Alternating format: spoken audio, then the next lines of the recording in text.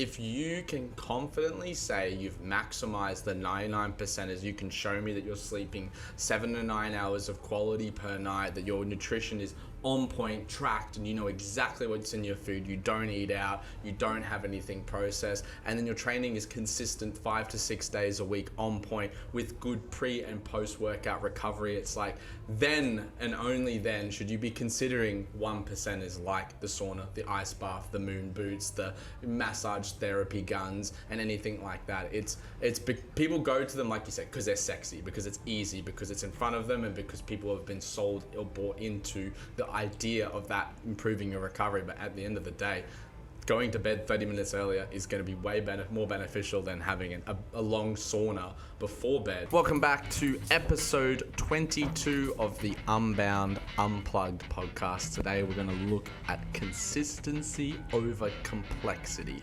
One of the things that we find super valuable when it comes to getting better results in the gym and then outside the gym in anything that you're looking at mastering, the idea of being more consistent can outweigh things like the complexity of what you're trying to achieve. A good example of this is when we look at training 30 minutes of good hard training in, whether it's on a bike, on a rower, on a ski, is going to be far more beneficial for the majority of people than trying to do a pirouette to handstand when you don't have the background skills behind it, and because of that particular skill, it's far out of your reach. It's way over that 5% difficulty. You're going to struggle to be able to gain the motivation to keep showing up every day, whereas it's pretty easy to show up and just do a couple of minutes on the bike or jump into the class and kind of go through the motions on the days that you're not feeling 100%.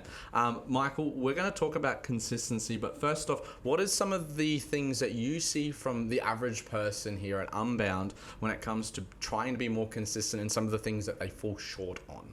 It's a good question. So CrossFit is a unique scenario. If you look at it statistically, most people that do CrossFit, it's got a higher level buy-in, 1 in terms of skill, 2 in terms of discipline, 3 in terms of price. Naturally, you get people coming more often. So inherently, people that do CrossFit probably get better results, same as powerlifting, than people that go to the gym, because of the fact that they are more consistent over a 365-day period. In terms of what they do well, it's that. So you'll see Monday, Tuesday, Wednesday, all right? Thursday's kind of universal rest day, Friday, and most people train Saturday and then Sunday. So if you look at our memberships, for example, we have just over 200 members, all right? In terms of daily usage, it's anywhere between like 170 to just over 200. So across our classes, which means you have a really, really high usage rate. If you look at a normal gym, all right, let's say we use World Gym as an example, probably looking at about 3,000 to 4,000 members. They're probably going to get anywhere between, I would say, 30 to 40% through a day, all right? They are going to have the 3 days a week, maybe 2 days a week, or 1 day a week for most people. And then they'll have their lower percentage, the 5%, which do the 6, the 7 days a week. In terms of consistency, that's one thing that the CrossFitters do well. They turn up all the time. In terms of one thing they don't do too well, it's probably they get a little bit too caught up on, we've spoken about it before, the 1%ers. All right, so instead of realizing, hey, my lowest hanging fruit is going to bed on time or tidying up my food, they try and do all the sexy things. They're seeking, whether it's an excuse or whether it's just something that doesn't allow them to take responsibility. It's like, it's the fact that I don't sauna. That's why I'm not recovering very well. Or it's like, it's the fact that I don't have those nice 5mm knee guards is why I can't squat. Not the fact that they don't do any proprioception work, or the fact that they don't actually do anything other than just go get a massage at a physio for the injuries. So that's probably the one thing that CrossFitters do really poorly, and it's quite common, is instead of taking responsibility and allocating that consistency like we just spoke about. You train 5-6 days a week, all right? You have knee instability. 5-6 days a week, just do 3 minutes on knee stability. And in 2-3 weeks, you'll see massive amounts of change, but they just don't do that. Yeah. Some of the simple things they don't do extremely well. I suppose it's not sexy. So it's probably, it's a social problem. We all post the sexy stuff. We don't post the grind, the process. No one ever talks about it. Everyone sells the destination. We live in a world of sales. That's just the way it works. But you need to develop a good filter, especially if you want to be successful. So you need to be able to understand that. We talk about it all the time. We talk about statistics. We talk about the podcast. Okay, we know that only 1% of podcasts ever make it past 21 episodes. 0.1%. 0.1%. Exactly. So understanding that means the first focus is what? Consistency. Yeah. Yeah. So you got to be careful not to remove context, and if you're going to look at things, you need to look at them properly. That's part of our role. Obviously, part of our role being in influential positions is trying to help guide people towards that. But there is also an element of responsibility on them. Showing up 5-6 days a week is always a good start. But like you said, it's like they're very easy to go, oh, you know, I'm not recovering because I haven't got, you know, X, Y, and Z. But it's like, just look at your sleep habits, look at what you're eating, and look at what you're doing after your training or even before your training. Are you doing prehab, rehab? Are you stretching, rolling out? Like all this stuff that's super accessible, very cheap, if not free in most cases, that just gets passed by because, like you said, it's not sexy. They're not willing to put in that extra little bit of effort, but they are willing to go to a different location and sit in a hot room for 30 minutes and like sweat, you know, like profusely for 1% of a gain. Like I understand like saunas and ice baths, they all have their benefit, but you're not focusing on the 99%ers, you're focusing on the 1%ers. And if I looked at that from a bigger picture and you had like a pie chart of what sleep, nutrition, and training is doing for you and what the rest of the stuff is doing for you, like nine times out of 10, you'd be looking at that like, why the hell am I not doing more for the sleep, for the training, for the nutrition? But it's because it doesn't feel, you don't get that instant gratification feeling when you, you know, after going for a sauna, because you're in bed, you're asleep, you don't really know what's going on. You don't see the instant gratification from eating healthy. It's a delayed gratification. It takes time over, like, you know, days, weeks, and months to have its benefits shown. And I think that's also one of the big things. It's like the highlight reel on Instagram, but as well, like the instant gratification. I want to lose 5 kilos now. I don't want to lose it in 5 or 6 weeks. And like we did on the challenge, like just purely cleaning up our diet and sleeping a little bit better, having more fun with our training. Like we had massive results without really putting in that much effort into anything. We did nothing sexy. No. If we tried to sell that, everyone would be like, fuck, that's boring. Yeah. They'd be like, oh, nah, actually, I'd rather just be on a crash diet. So yeah. It's kind of interesting. But back onto the topic of consistency, what are some tips that you would give someone purely just to start being more consistent in anything? You just need to tick off those goals. So the first goal needs to be realistic. We've done goal setting on this before. So it's like, okay, well, I don't go to the gym. Well, I need to go to the gym once a week, then twice a week, then 3 times a week, then 4 times a week. You hear it day in, day out. It's all about habit development.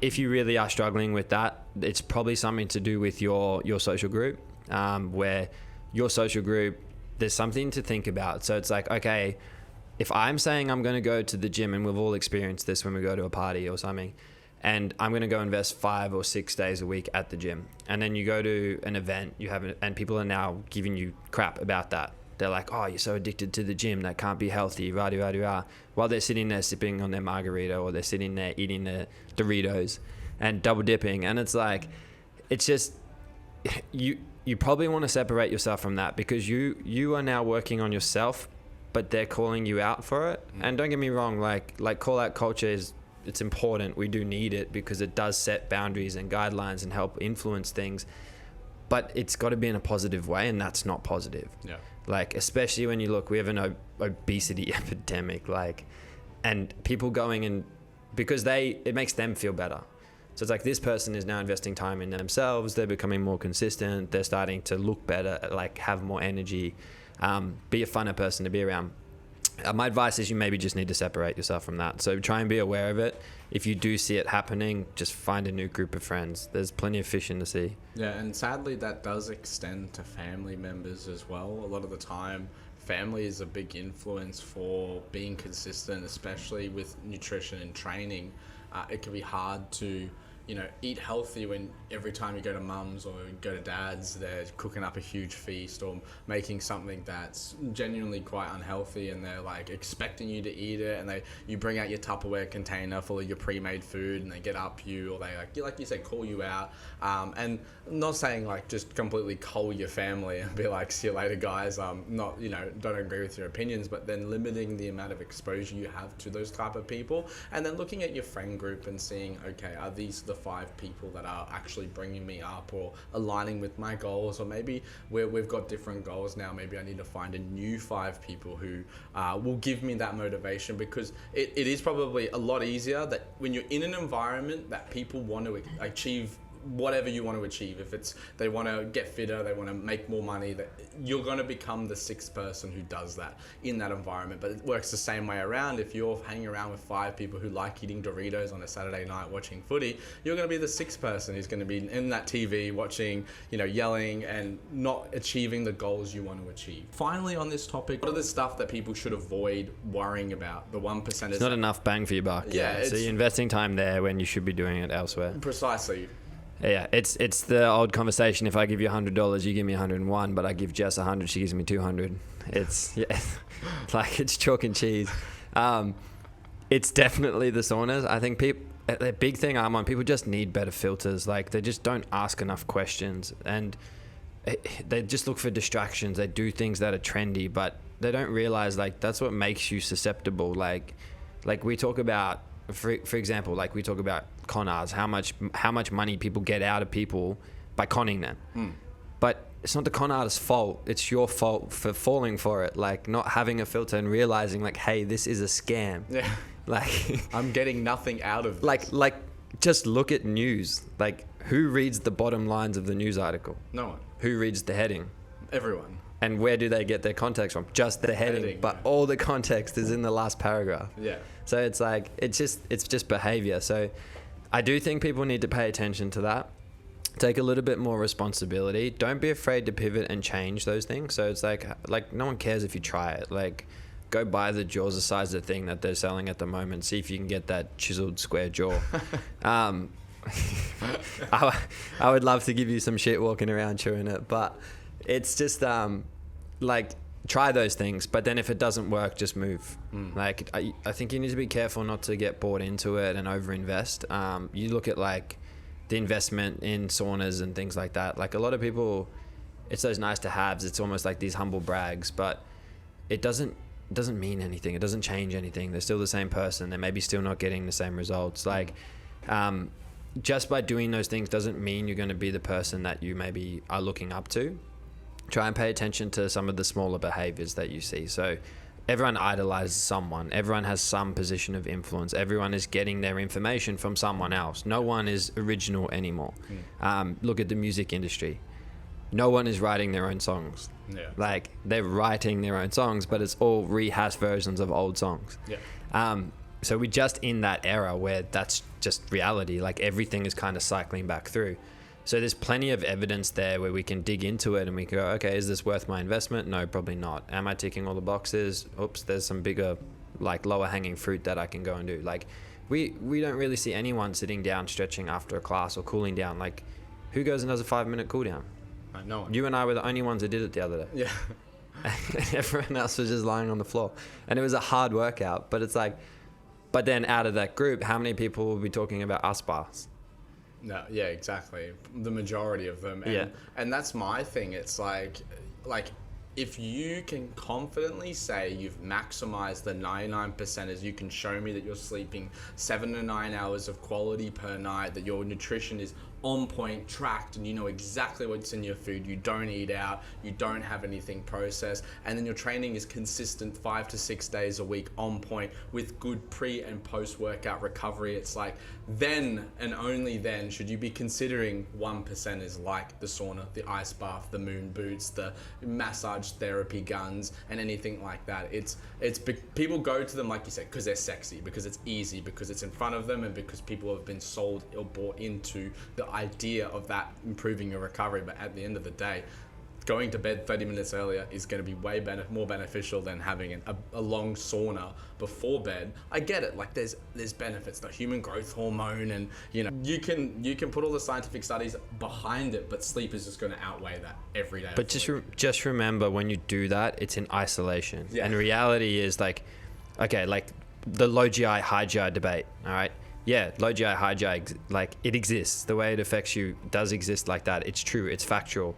But who just eats like straight rice? Just a bowl of rice. Yeah, nice. Like, yummy. Yeah, it's like everyone's mixing these things together. So the way it plays out in reality, a lot of times it just doesn't, like you said, it doesn't create enough of a statistical change for it to really matter. There's other things they could do for free that cost them less money. Yeah. And especially now, like the current economy, that's just probably things people have to think about. Yeah.